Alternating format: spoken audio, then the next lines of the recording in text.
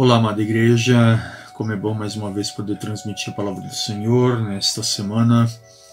E uma das coisas em que mais eu tenho observado nesses últimos dias é de que a nossa luta, ela não é mais contra a carne, nem contra o sangue, né? Não é contra um vírus ou algo assim, mas é contra uma situação espiritual em que nós estamos vivendo.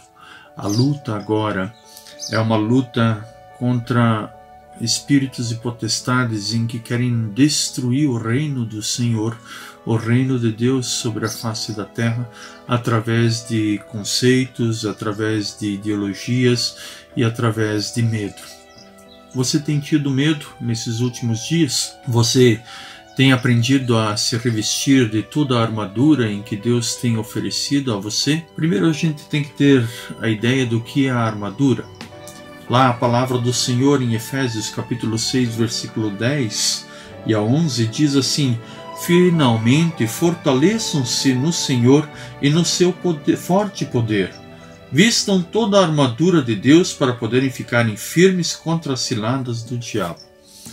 Nós observamos nesses últimos dias de que as ciladas em que Satanás tem colocado para o ser humano, para a vida do cristão principalmente, tem sido cada vez maior. Vemos isso na China, vemos isso aqui na América Latina, em alguns países, vemos até mesmo aqui dentro do nosso país, o Brasil. Mas o que é vestir-se de uma armadura? Eu tenho uma réplica, ela é plástica, mas ela funciona, não funciona, mas ela dá a entender o que é uma armadura. É algo em que você coloca e você se sente seguro.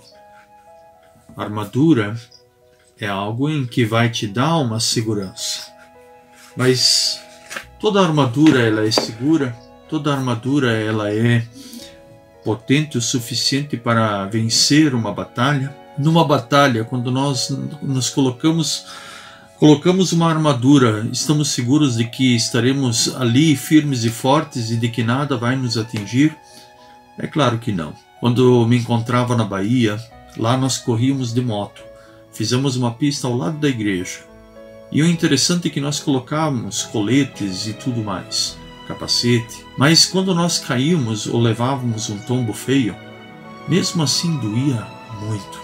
Estávamos seguros? Não, não estávamos seguros por estarmos usando um tipo de uma armadura de motocross em que nos dava a sensação de segurança de que se nós cairmos, não vamos nos machucar. Machucávamos sim. Mas o que é ter uma armadura?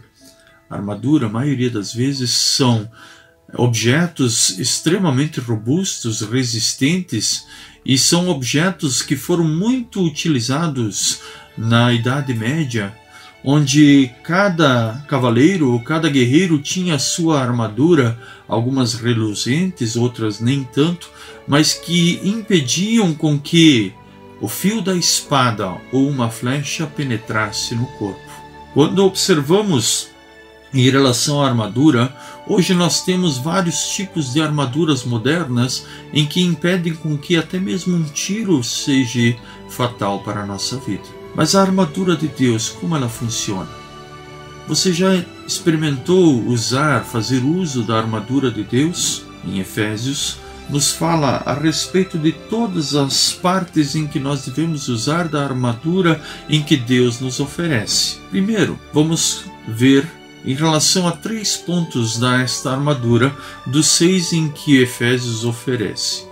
O primeiro ponto é o cinto da verdade. A verdade é algo em que deve persistir em nossa vida, custe o que custar, doa quem doer. Nós devemos ser sempre sinceros e verdadeiros naquilo em que colocamos para a sociedade em que está à nossa volta e para aqueles em que nós amamos e até mesmo para aqueles em que nós não amamos. O cinto da verdade nos traz a justiça também. Mas o interessante é que a verdade, conforme João capítulo 8, versículo 32, a verdade ela está ligada em Cristo Jesus. E lá diz assim: e conhecereis a verdade os libertará. A verdade ela é libertadora, ela não escraviza a pessoa, mas a mentira sim. A mentira sempre está escravizando pessoas e levando pessoas ao engano, ao ódio, a tristeza, a amargura, há feridas em que muitas vezes são abertas em que não deveriam estar lá, mas que deveriam ter sido curadas e devem ser curadas por Cristo Jesus. A segunda questão a ser oferecida ali em Efésios é couraça da justiça. Mas o que é ser justo perante a sociedade e perante aquilo em que a palavra do Senhor nos diz? Como cristãos, nós temos duas opções a serem seguidas e elas duas são válidas perante Deus. Nós podemos agir em perdão ou em justiça. As duas escolhas estão certas e Deus vai levar em consideração qualquer uma delas em que você escolher fazer. Quando observamos a justiça, temos a ideia de que dentro da justiça não há perdão. E é verdade. Você age com justiça, você quer justiça, você não quer perdão. E o interessante é que Paulo, lá em Atos capítulo 16, versículos 35 a 40, ele não agiu em perdão, mas agiu com justiça, e mesmo assim não fora condenado por Deus por isso. Veja lá o que está escrito em Atos 16, 35 a 40. Quando amanheceu, os magistrados mandaram os seus soldados aos carcereiros com esta ordem. Ou seja, Paulo e Silas foram duramente açoitados e presos.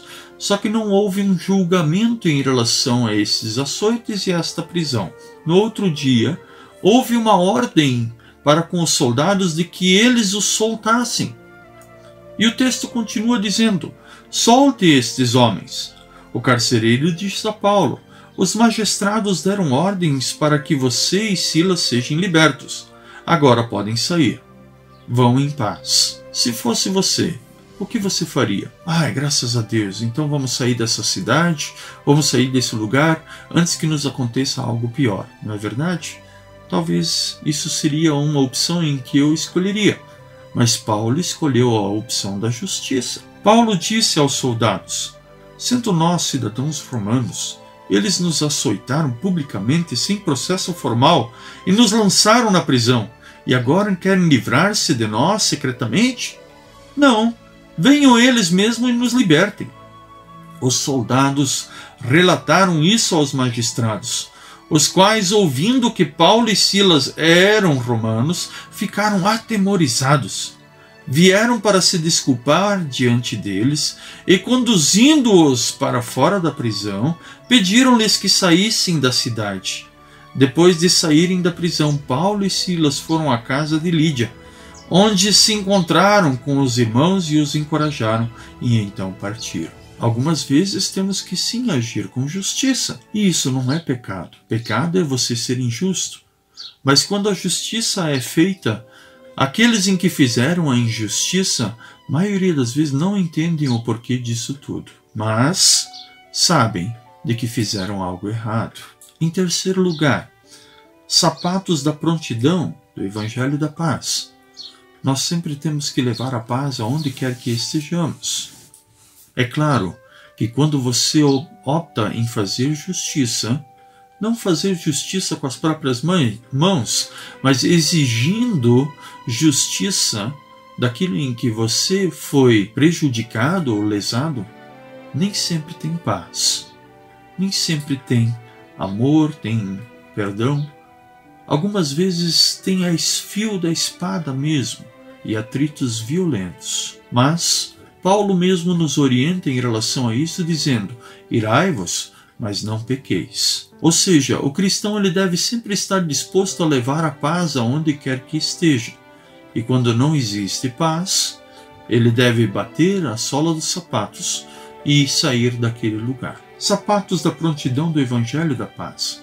Cristo Jesus, através de sua morte, nos trouxe paz e perdão. Quando olhamos para a questão do plano de Deus, da salvação de Deus para com nossa vida, nós vemos de que é um plano de paz e não de tortura ou de escravidão. Nós vemos o quanto nós devemos ter paz em nosso coração em relação a tudo aquilo em que nos cercam. E quando não temos paz em relação a isso, nós temos que refletir sobre qual é o verdadeiro intuito de nosso coração em relação àquilo em que estamos fazendo.